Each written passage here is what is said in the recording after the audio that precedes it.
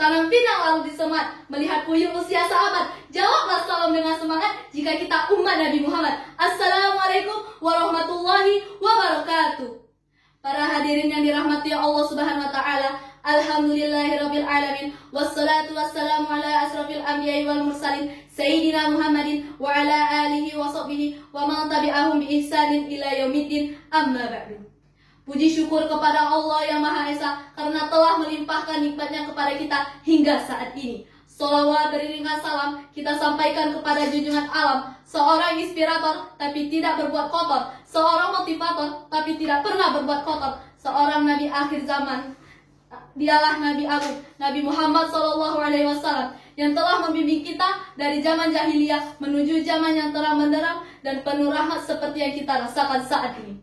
Hadirin yang saya hormati, pada kesempatan yang berbahagia ini, izinkanlah saya, Siti Alifah Azhara, utusan dari SMA IT Al-Furqan Palembang, untuk menyampaikan pidato yang berjudul Balasan bagi Pencari Kebaikan pada bulan penuh keberkahan, bulan suci Ramadan.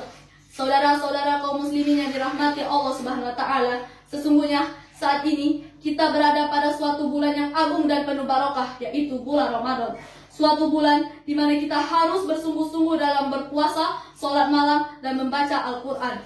Bulan Ramadan merupakan bulan pembebasan dan pengampunan, bulan untuk memperbanyak sedekah dan berbuat ihsan. Rasulullah SAW memberi kabar gembira bahwa barang siapa yang berpuasa dan sholat malam dengan berlandaskan keimanan dan berharap pahala dari Allah Subhanahu wa taala, maka akan diampuni dosa-dosanya yang telah lalu.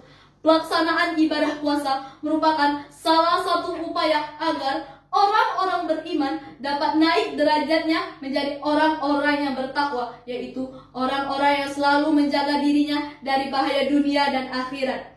Pada bulan Ramadan ini dibukakan pintu-pintu surga, dilipat gandakan pahala kebaikan, dikabulkan doa umat manusia, diangkat derajat mereka, dan diampuni dosa-dosanya. Di dalam puasa terkandung banyak manfaat dan hikmah yang agung, di antaranya membersihkan dan mensucikan jiwa dari akhlak yang buruk dan sifat yang tercela seperti sifat boros, sombong, dan kikir. Puasa membiasakan diri untuk selalu berakhlak mulia, misalnya sabar, lemah lembut, pemurah, dan dermawan. Melatih jiwa untuk selalu bersungguh-sungguh mengerjakan segala perbuatan yang diridhoi Allah Subhanahu wa taala dan bisa mendekatkan diri kepadanya. Dengan puasa, seorang hamba lebih bisa mengendalikan hawa nafsu dan keinginannya. Menyadari kelemahan dan kekurangannya di hadapan Allah, mengingatkan akan luasnya nikmat Allah, dan juga mengingatkan betapa banyak saudara-saudaranya yang lebih membutuhkan uluran tangan, sehingga hal itu akan membuatnya menjadi seorang hamba yang selalu bersyukur kepada Allah Subhanahu wa taala. Dan nikmat yang dia peroleh akan mengantarkannya menjadi seorang hamba yang taat. Para pemirsa yang saya hormati, pada bulan ini terdapat suatu malam yang ibadah pada malam tersebut pahalanya lebih baik daripada ibadah selama 1000 bulan, yaitu malam Lailatul Qadar. Pada malam itu merupakan malam yang dipenuhi keberkahan, dan dosa bagi orang yang menghidupkan malam Lailatul Qadar ini akan diampuni oleh Allah Subhanahu wa taala. Adapun dalil yang menjelaskannya yaitu dari Abu Hurairah radhiyallahu anhu, Nabi SAW bersabda, A'udzu billahi minasyaitonir rajim. Bismillahirrahmanirrahim. Man qama lailatal qadri imanan wa ihtisaban ghufira lahu ma taqaddama min dhanbihi. Shadaqallahul adzim. Yang artinya, barang siapa melaksanakan sholat pada malam Lailatul Qadar karena iman dan berharap pahala dari Allah, maka dosa-dosanya yang telah lalu akan diampuni. Pada bulan ini juga kita dianjurkan untuk membayar zakat. Seorang muslim yang telah membayar zakat fitrah di bulan Ramadan, maka kesalahan dosa-dosanya akan diampuni oleh Allah Subhanahu wa taala. Pahala membayar zakat tidak hanya itu saja, namun Allah Subhanahu wa taala juga telah menjamin bagi setiap muslim sholat dan menunaikan zakat fitrah akan dijamin masuk surga.